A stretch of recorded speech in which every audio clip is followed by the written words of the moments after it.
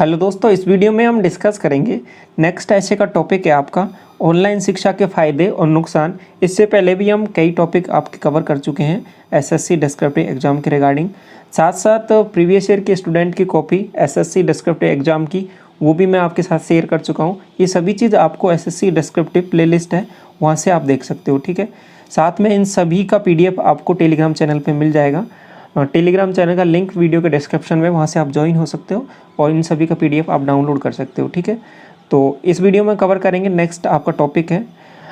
तो देखिए किस हिसाब से आपको स्टार्ट करना है, वो सभी चीज़ यहाँ पे डिस्कस करते हैं एक एक करके। तो ये स्टार्टिंग में लिखा हुआ है, कुछ पंक्तियाँ मैंने यहाँ पे लिखी हैं। ऑनलाइन शिक्षा करे नवयुग का संचार, जिससे विद्यार्थी कर पाए सपनों का साकार। अब ऑनलाइन शिक्षा का ओवरऑल जो मीनिंग क्या है वो यहाँ पे 2 पंक्तियों में यहाँ पे समझा दिया। ठीक है, तो इस हिसाब से आप स्टार्ट कर सकते हो। एक अच्छा इम्पैक्ट पड़ता है आपका स्टार्टिंग से, यदि आपको ऐसी कुछ पंक्ति याद आती हैं तो किसी भी टॉपिक में। साथ में यदि ऐसा कुछ याद नहीं आता है तो आप डायरेक्ट भी स्टार्ट कर सकते हो। ठीक है, तो आगे बढ़ते हैं कि ऑनलाइन शिक्षा आधुनिक शिक्षा के क्षेत्र में प्रगति का एक अद्भुत उदाहरण है। इसमें इंटरनेट के माध्यम से शिक्षा ग्रहण की जाती है। उच्च शिक्षण संस्थानों में भी ऑनलाइन शिक्षा को प्राथमिकता दी जाती है। कोरोना महामारी जैसी स्थिति में विद्यार्थियों की शिक्षा को जारी रख पाने में ऑनलाइन शिक्षा की अहम भूमिका रही है। तो यहाँ पे स्टार्टिंग में ऑनलाइन शिक्षा के बारे में आपको बता दिया है कि ऑनलाइन शिक्षा होती क्या है और कैसे इसका प्रचलन में ये आई और कब प्रचलन में आई। तो ये स्टार्टिंग में आपको एक इंट्रो देना रहता है जो भी आपका टॉपिक है उसके बारे में। अब आगे टॉपिक में डीप चलना है कि जैसे फ़ायदे पूछा तो फिर फ़ायदे के बारे में बताना है और फिर नुकसान पूछा तो नुकसान के बारे में बताना है। ठीक है, तो टॉपिक से आपको नहीं भटकना, वो सभी चीज़ें आपको ध्यान रखनी होती हैं। अब आगे देखिए, शिक्षा का हर किसी के जीवन में महत्वपूर्ण स्थान होता है। पिछले दशकों की तुलना में आज शिक्षा का दायरा अधिक व्यापक हो गया है। ठीक है, क्योंकि शिक्षा प्रदान करने की विधियों में असीमित प्रगति हुई है। ऑनलाइन शिक्षा के माध्यम से घर या किसी भी स्थान पर रहकर पढ़ सकते हो। ये सभी जो यहाँ पे है इस पैसेज में यहाँ पे आपके पास पैराग्राफ में डिस्कस किया है हमने, क्या उसके फ़ायदे यहाँ पे डिस्कस कर रहे हैं। तो इसमें जो मुख्य फ़ायदा इसका क्या है कि किसी भी स्थान पर रहकर आप पढ़ाई कर सकते हो ऑनलाइन एजुकेशन के माध्यम से। जो सबके लिए सबसे सुविधाजनक है, वे इंटरनेट के माध्यम से ऑनलाइन शिक्षण सामग्री भी आसानी से प्राप्त कर सकते हैं। ठीक है, ऑनलाइन शिक्षा में आप विश्व के किसी भी टीचर से पढ़ सकते हैं और यह दूर दराज में रहने वाले लोगों के लिए एक बेहतर विकल्प है। तो ऑनलाइन शिक्षा का जो इम्पोर्टेंस है वो ये है कि आप ऑनलाइन शिक्षण सामग्री भी प्राप्त कर सकते हो, दूर दराज में रहते हो तो वहाँ पे भी आप आसानी से पढ़ सकते हो। ठीक है, आगे देखिए, ऑनलाइन शिक्षा छात्रों को शिक्षा देने का एक प्रभावी तरीका है। ऑनलाइन माध्यम में अब ऑनलाइन के जो ऑनलाइन शिक्षा की जब हम बात करते हैं तो वो किस माध्यम से आपको शिक्षा प्रदान की जाती है तो उसके बारे में बता दिया है यहाँ पे कि ऑनलाइन माध्यम में वीडियो, PDF, पॉडकास्ट जैसे कई उपकरण हैं जिनके शामिल करके पारंपरिक पाठ्यपुस्तकों का विस्तार किया जा सकता है। ठीक है, तो महामारी जैसे कई आपातकालीन स्थिति में ऑनलाइन जो शिक्षा है किसी रामबाण से कम नहीं। ऐसे समय में बिना किसी जोखिम उठाए घर में रहकर सुरक्षित रहकर शिक्षा जारी रखी जा सकती है। तो इसका ओवरऑल ये प्रचलन में तब ज़्यादा आई जब आपके पास कोरोना जैसी महामारी आई और वहाँ पे सभी जो बाहरी जो स्कूल कॉलेज हैं वो सभी बंद थे।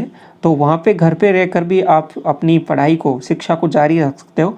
तो यहाँ पे ऑनलाइन शिक्षा का बहुत ज़्यादा प्रभाव आपको देखने को मिला कोरोना काल में, तो इसलिए ये इम्पोर्टेंट भी है। आगे देखिए इसमें क्या बाकी की चीज़ें लिखी हुई हैं।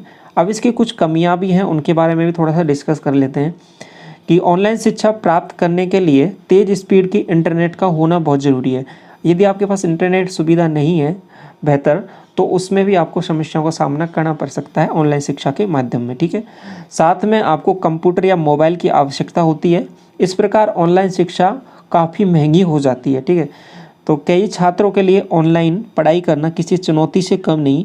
वे एक लंबे समय तक स्क्रीन पर ध्यान केंद्रित नहीं कर पाते। एक प्रॉब्लम होती है, कई स्टूडेंट कंटिन्यूसली आपके पास मोबाइल की स्क्रीन पर ध्यान केंद्रित नहीं कर पाते, तो ये भी एक समस्या का आपके पास समस्या बनी रहती है। ठीक है, ऑनलाइन पढ़ाई के समय छात्रों को सोशल मीडिया या अन्य साइटों से आसानी से विचलित होने की अधिक संभावनाएं बनी रहती हैं। शिक्षा के दौरान बहुत सारी ऑनलाइन सोशल वेबसाइट होती हैं, आपके पास बहुत सारी चीज़ें होती हैं डिस्ट्रक्शन के, तो इसकी संभावना भी बनी रहती है। बहुत बार शिक्षकों को सही से समझा पाना अक्सर मुश्किल होता है। सामने बैठकर टीचर सभी स्टूडेंट पर नज़र रख सकते हैं और टॉपिक को अच्छे से समझाने का प्रयास करते हैं। ऑनलाइन शिक्षा में विद्यार्थियों में प्रतिस्पर्धा भी कम होती है और शिक्षकों द्वारा पूछे गए सवालों को अक्सर विद्यार्थी उत्तर देने से बचने लगते हैं। इससे विद्यार्थियों के मनोबल में कमी आती है। तो यहाँ पे हमने कुछ डिस्कस किए हैं इसकी कुछ कमियाँ ऑनलाइन शिक्षा की, कि ये कुछ आपके पास कमियाँ हैं ऑनलाइन शिक्षा की जब हम बात करते हैं। तो अब फाइनली इसको कंक्लूड करते हैं, तो और बाकी के इसमें किस हिसाब से इसको कंक्लूड किया जा सकता है वो सभी चीज़ यहाँ पे देखते हैं। ऑनलाइन शिक्षा के कारण शैक्षणिक पहुँच में वृद्धि हुई है, साथ ही यह उच्च गुणवत्ता के साथ सीखने का अवसर भी प्रदान करती है। ठीक है यहाँ तक, परंतु इसके फ़ायदों के साथ साथ नुकसान भी है, क्योंकि टॉपिक भी आपका यही था कि दोनों के बारे में आपको बताना था। इसलिए ऑनलाइन शिक्षा वयस्क छात्रों के लिए अनुकूल हो सकती है जो स्व अनुशासित है। ये इंपॉर्टेंट है कि देखो ये वयस्क छात्रों के लिए अनुकूल इसलिए हो सकती है जो भी आपके पास सेल्फ डिसिप्लिन्ड है, ठीक है, उनके लिए ये अनुकूल है। लेकिन बच्चों और किशोरों के लिए स्कूलों में जाकर पढ़ाई करना ही बेहतर है। ये जो ट्रेडिशनल जो अप्रोच चली आ रही है, स्कूल और पढ़ाई आपके पास स्कूलों में जाकर पढ़ाई करना वही बेहतर है। शिक्षा का जो यह मिश्रित मॉडल है, ठीक है, यह शिक्षा के क्षेत्र में सकारात्मक गति प्रदान करेगा। अब फाइनली एक आपके पास ये दो पंक्तियों से इसको इसके जो भाव है उसको यहाँ पे कंक्लूड किया है कि ऑनलाइन शिक्षा साबित हुई एक वरदान माध्यम से इसके शिक्षण क्षेत्र में आई एक नई जान। ठीक है, तो यहाँ पे अपने विचार बता दिए हैं यहाँ पे फाइनली कि ऑनलाइन शिक्षा से क्या बदलाव देखने को मिला है। तो स्टार्टिंग में एक पंक्ति हमने दो पंक्तियाँ स्टार्टिंग में लिखी थी कुछ इस तरीके से ही, जिसमें ऑनलाइन शिक्षा के बारे में थोड़ा सा बताया था और फाइनली उसको कंक्लूड भी दो पंक्तियों से किया है। ठीक है, तो इस हिसाब से आप स्टार्टिंग और एंडिंग में कुछ इस तरीके से कर सकते हो। बीच में जो टॉपिक था आपके पास बताना था हमें, उसके फ़ायदे नुकसान, उन दोनों चीज़ों को कवर किया हमने यहाँ पे। तो इस तरीके से ये आपका एक कंप्लीट ऐसे हो जाता है यहाँ पे ऑनलाइन शिक्षा के ऊपर। तो ये आपको, और इसमें अभी आपको करना क्या है कि एक बार इसको वीडियो को पूरा देखने के बाद में खुद से इस PDF को मैं आपको टेलीग्राम चैनल पर डाल दूँगा, तो वहाँ से आपको डाउनलोड करके इसको एक बार रीड करना है और उसके बाद में खुद से एक बार लिखने का इसको प्रैक्टिस करना है। ठीक है, तो इस तरीके से आपका टॉपिक कवर हो जाएगा कंप्लीट। तो आई होप आपको सभी चीज़ें यहाँ पे समझ में आ गई होंगी इस टॉपिक के रिगार्डिंग। तो इस वीडियो को यहीं तक रखते हैं। Thank you so much.